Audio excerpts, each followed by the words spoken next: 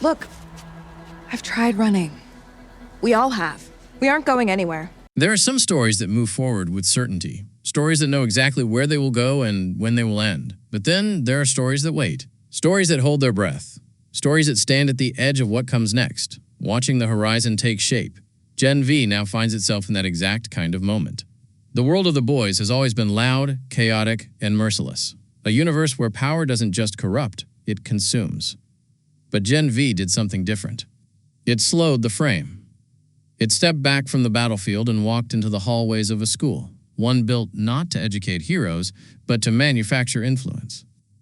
Across 2 seasons, Gen V showed us what happens before a supe becomes famous, before they're on posters, before they're feared. It showed us how power is shaped. And now, after the events of Season 2, we are left with a question. What happens to these characters when the main war begins? Because Season 2 did not end with closure. It ended with a doorway that leads directly into The Boys Season 5, the final season of the main story. And whatever happens there will decide whether Gen V Season 3 can exist and what shape it might take. The hook. Why Gen V stands at a crossroads. At first glance, Gen V feels like a show that should naturally continue. It has rising characters. It has unanswered mysteries. It has emotional arcs still unfolding, but its fate is tied tightly to the boys. Gen V was never designed to be entirely separate. It is woven into the same fabric.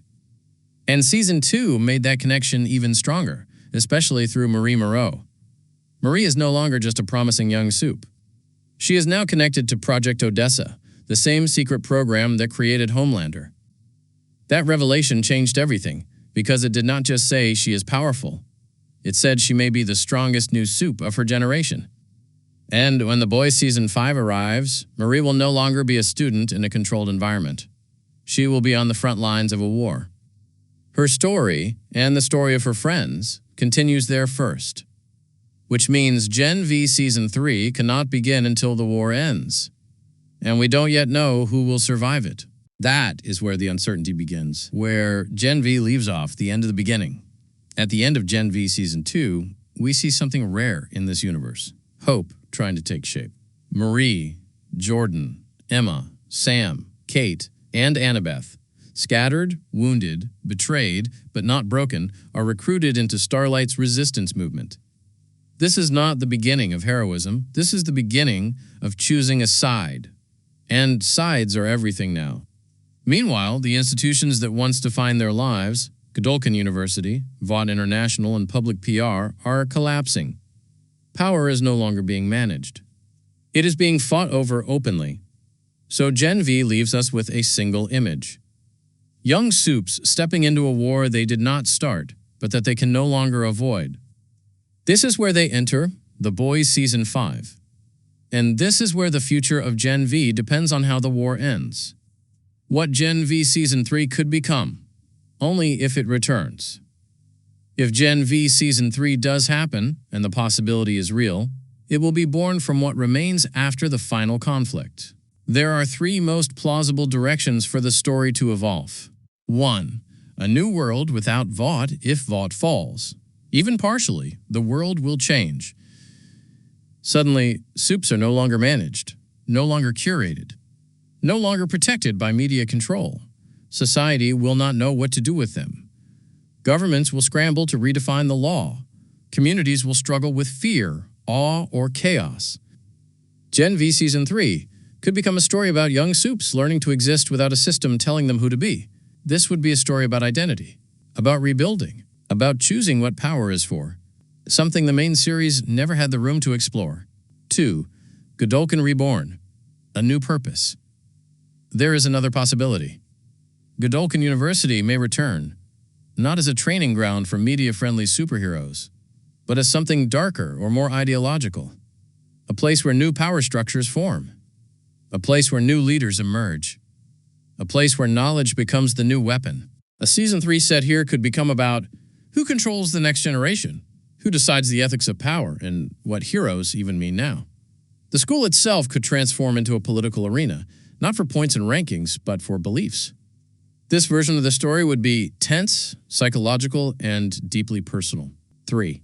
A threat larger than Homelander the Boys universe has always implied that Homelander is just the final form of a system out of control. But systems do not stop with one man. They adapt. Season 3 could introduce a threat that is not individual but structural.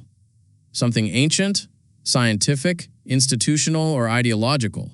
Perhaps something tied to the origins of Compound V, or to the global expansion of Supe's militarization.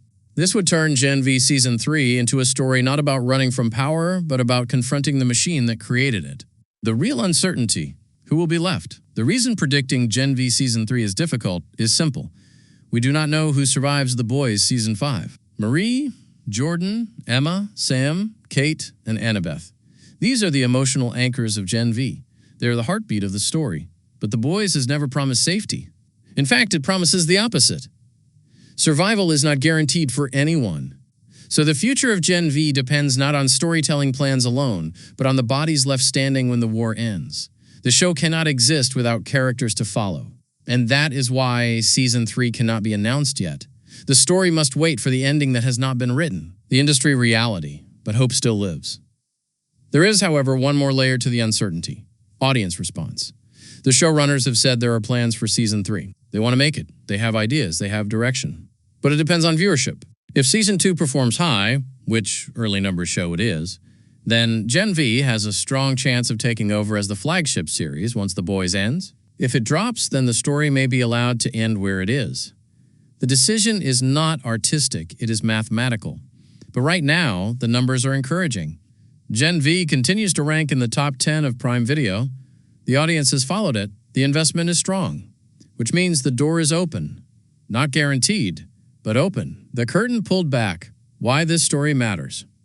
What Gen V has proven, more than anything, is that power means nothing without identity. Every character in this story has been defined not by strength, but by the struggle to understand who they are and what they owe to the world. Marie's grief, Jordan's duality, Emma's insecurity, Sam's trauma, Kate's longing to be loved, Annabeth's search for belonging. These stories are not done. The war may pause them. The world may reshape them. The cost may scar them. But these characters are built to continue. Gen V Season 3, if it arrives, will not simply be the next chapter. It will be the moment when they choose what their lives mean when the world is no longer controlling them. It will be the story of power becoming self-defined, and that kind of story is worth waiting for. There are many kinds of power in the Boys universe. Power that crushes buildings, power that melts steel, power that soars above the clouds. And then there is a different kind of power, one that cannot be seen, only felt. A power based not on strength, but on thought. This is the power of Sister Sage, known within the world of Vought as the smartest person alive. Sister Sage is not a character who announces herself with spectacle. She does not scream or break or burn. She observes. She calculates. She understands the world on a level that most people never even glimpse. In a universe dominated by flashy superpowers and violent displays of dominance, Sister Sage represents the rarest and most dangerous ability of all: absolute strategic intelligence. And as the stories of Gen V and The Boys begin to converge, it is this quiet force, this mind, that may become the single most influential power shaping the future of both worlds. The nature of her genius. To understand Sister Sage, one must first understand the nature of her ability. Her intelligence is not simply high IQ. It is not trivia knowledge. It is not memory alone. She possesses a living, adapting, always active intelligence. Patterns, probabilities, social dynamics, emotional cues, psychological vulnerabilities. She sees them all at once.